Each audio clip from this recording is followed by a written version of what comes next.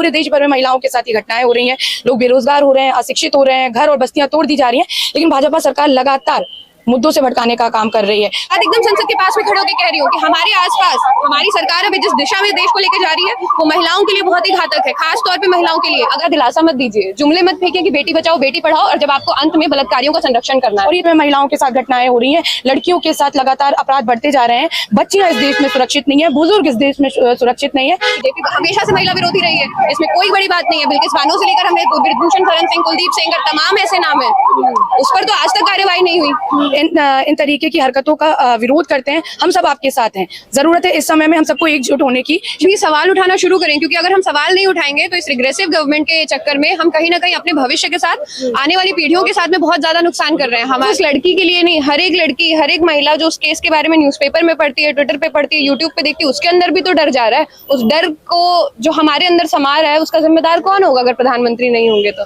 आप देश के नेता हैं, अगर आप देश को प्रोग्रेसिव डायरेक्शन में नहीं ले जा सकते हैं तो कम से कम झूठा दिलासा मत दीजिए, जुमले मत फेंकिए कि बेटी बचाओ बेटी पढ़ाओ, और जब आपको अंत में बलात्कारियों का संरक्षण करना है। और ये तो बहुत बेतुका सवाल है ना आपका कि इतना बड़ा देश है तो किसी कोने में, पहली बात तो किसी कोने में नहीं, देश के हर कोने में महिलाओं के साथ घटनाएं हो रही हैं, लड़कियों के साथ लगातार अपराध बढ़ते जा रहे हैं, बच्चियां इस देश में सुरक्षित नहीं है, बुजुर्ग इस देश में सुरक्षित नहीं है।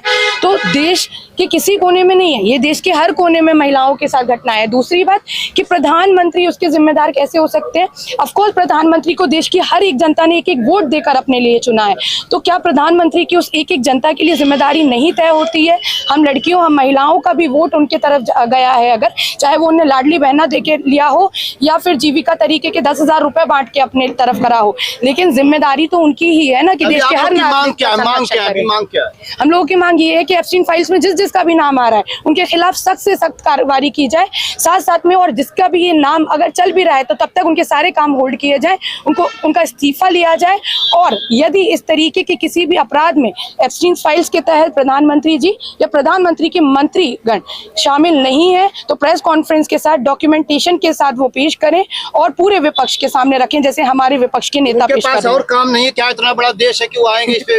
अरे ये तो मतलब अगर आप महिलाओं के सवालों के जवाब नहीं उठाते, आधी आबादी है हम इस देश की, हमारे वोट के बदौलत आपकी सरकारें बन रही हैं और गिर रही हैं, क्या आपकी कोई जिम्मेदारी नहीं है हमारे ऊपर? हम इस देश के सिटीजन सिर्फ आपको वोट देने के लिए नहीं है ना, हमारी सुरक्षा, हमारे संसाधनों पे हक, हमारे हर दिन के बारे में, दिन सुबह से रात तक मेरे साथ जो भी होता है वो इस देश की संसद तय करती है कि मैं प्याज कितने में खरीदूंगी या मैं निकलूंगी अगर इस सड़क से तो लाइट जली रहेगी या नहीं जली रहेगी। तो अगर इन सारी चीजों पर प्रधानमंत्री अपने आप को जिम्मेदार नहीं मानते हैं तो मुझे नहीं पता कि हम देश के कैसे प्रधानमंत्री के राज में जी रहे हैं। बीजेपी तो मुख्य तौर पर पीएम मोदी को हिंदू हृदय सम्राट साबित कर चुकी है, तो हिंदू हृदय सम्राट का नाम, हिंदू हृदय सम्राट इस देश के सभी लोगों को भड़काने के लिए जमीनी मुद्दों से, जो उनके दैनिक जीवन के मुद्दे हैं, बिजली, पानी, सड़क, शिक्षा, स्वास्थ्य व्यवस्था, इस तरह की तमाम जो जिनसे ना आपका जीवन चलता है, उन मुद्दों से भड़काने के लिए सबको एक ये नया डिस्ट्रैक्शन पैदा किया गया है, जुमला पैदा किया गया है, ताकि आप अपनी मूलभूत जरूरतें,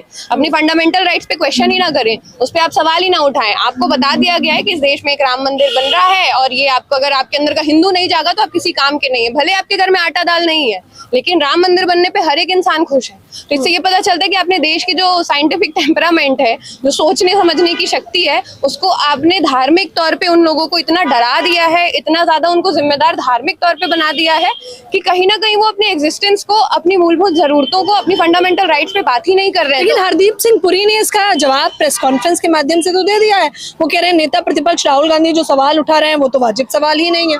नहीं, उनके कहने से थोड़ी ना होगा। हम ये मान रहे हैं कि अगर आपका नाम आया, आप स्पष्ट तौर पे बताइए कि क्या हुआ है, क्या नहीं हुआ है। और मैं फिर ये कह रही हूँ कि ये कोई पहली बार नहीं हुआ है कि बीजेपी का महिला विरोधी चेहरा हमारे सामने आया। बीजेपी हमेशा से महिला विरोधी रही है, इसमें कोई बड़ी बात नहीं है। बिल्किस बानो से लेकर हमने ब्रिजभूषण शरण सिंह, कुलदीप सिंह, तमाम ऐसे नाम है, उस पर तो आज तक कार्रवाई नहीं हुई। तो इससे समझ में आता है कि देखिए, घटनाएं अगर आपके देश में हो रही है ना, तो आपका उसके तरफ अप्रोच क्या है, आप उस पर क्या एक्शन लेते हैं, इससे भी बहुत ज्यादा पता चलता है कि आप किस विचारधारा से आते हैं। और बीजेपी ने वो हर बार साफ किया है बलात्कारियों का संरक्षण करके कि वो इस देश की महिलाओं की सुरक्षा की चिंता तो कतई नहीं करते। आपको लगता है कि एप्स्टीन फाइल में अभी और बीजेपी नेताओं के नाम आना बाकी है? क्या पता कितने आएंगे, मतलब वो जिस तरह की विचारधारा से आते हैं, जैसी उनकी मानसिकता है, जिस तरह से वो महिलाओं को दोयम दर्जे का नागरिक मानते हैं, तो सरप्राइजिंग नहीं होगा, शॉकिंग नहीं होगा अगर और भी लोगों के नाम शामिल हो। बताइए, संसद के ठीक पास आप ये बात बोल रही हैं और आप लोगों के आंदोलन के लिए बैरिकेड, प्रशासन, पुलिस दिखाइए, कैमरामैन तस्वीरें दिखाइए,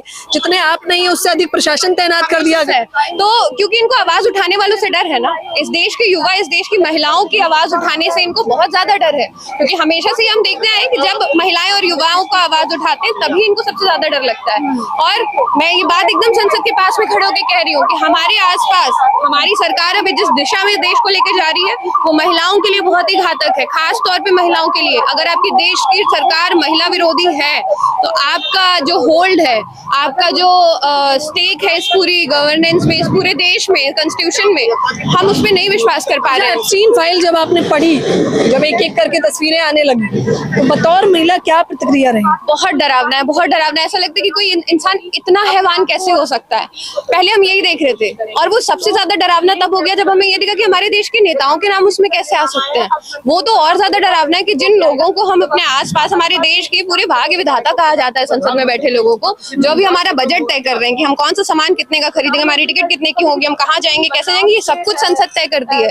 संसद में बैठे लोगों का नाम एप्स्टीन फाइल जैसे एक घिनौने कृत्य में शामिल होना बहुत डराने वाला है, बहुत ज्यादा डराने वाला। और मुझे लगता है कि जिसको भी ये बात डरा नहीं रही है, जिसको भी ये बात चिंताजनक नहीं लग रही है ना, उनको थोड़ा सोचना चाहिए और थोड़ा डिटेल में पढ़ना चाहिए कि एप्स्टीन फाइल कहा जा रहा है कि सदी का सबसे बड़ा क्राइम रिकॉर्ड है, वो सदी का सबसे बड़ा, जहां छोटे बच्चों को भी नहीं छोड़ा गया है। इस तरह का हैवान था जेफरी एप्स्टीन, और उसके साथ में हमारे नेताओं का नाम शामिल होना बहुत ज्यादा ही निराशाजनक, शर्मनाक, डराने। अन्य देशों में तो इसकी बतौर नैतिकता लेकर, नैतिक जिम्मेदारी के तौर पे इस्तीफे दिए जा रहे हैं, माफी मांगी जा रही है, लेकिन भारत में ऐसा कुछ देखने को नहीं मिला। भारत की सरकार महिला विरोधी है, ये हमेशा से कोशिश की है इन्होंने कि ऐसे बलात्कारियों के, इस तरह के कृत्य में शामिल लोगों को वो संरक्षण दें, तो उनका इस बात पे कोई एक्शन नहीं लेना, स्पष्ट तौर पे कोई अपना स्टैंड क्लियर नहीं करना, और साथ ही साथ कहीं ना कहीं यूएस डील में जो उन्होंने अभी किया है उससे भी ये समझ में आता है कि आप अपने वजूद के लिए, अपनी हिंदू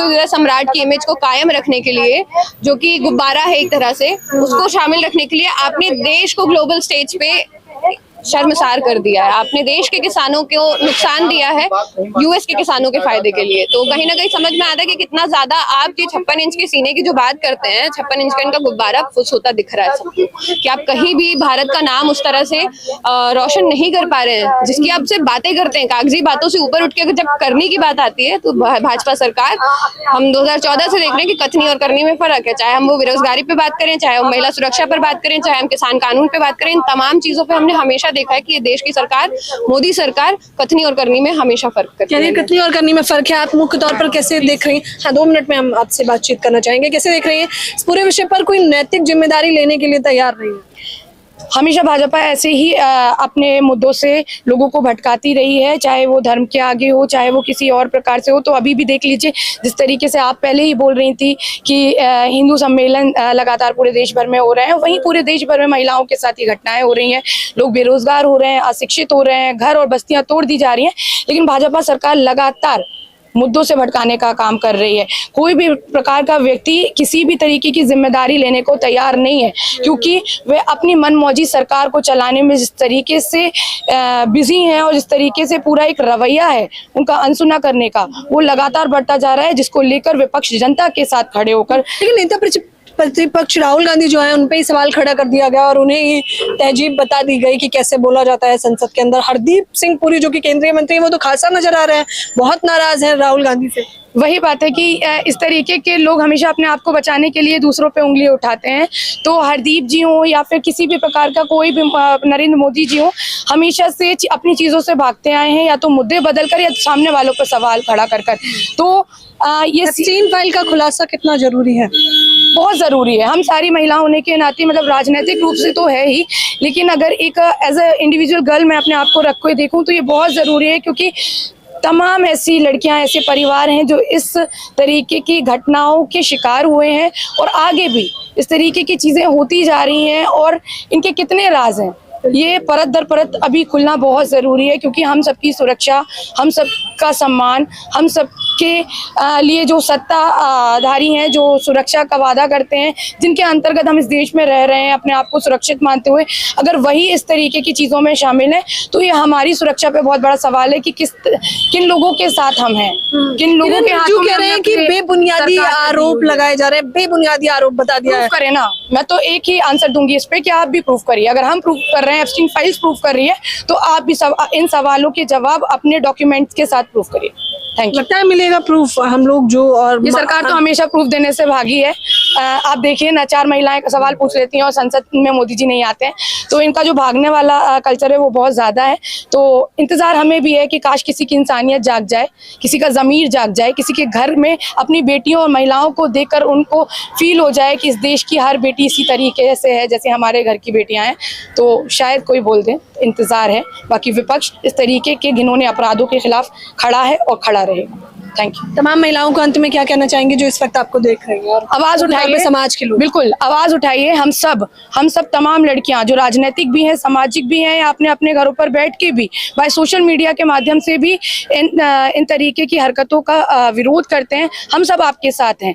जरूरत है इस समय में हम सबको एकजुट होने की। शक्ति अभियान जिसके माध्यम से पूरा यूथ कांग्रेस की महिलाएं आज एकजुट होकर यहाँ पर काम कर रही हैं, राजनीतिक रूप से सवाल पूछ रही हैं, मुद्दे उठा रही हैं।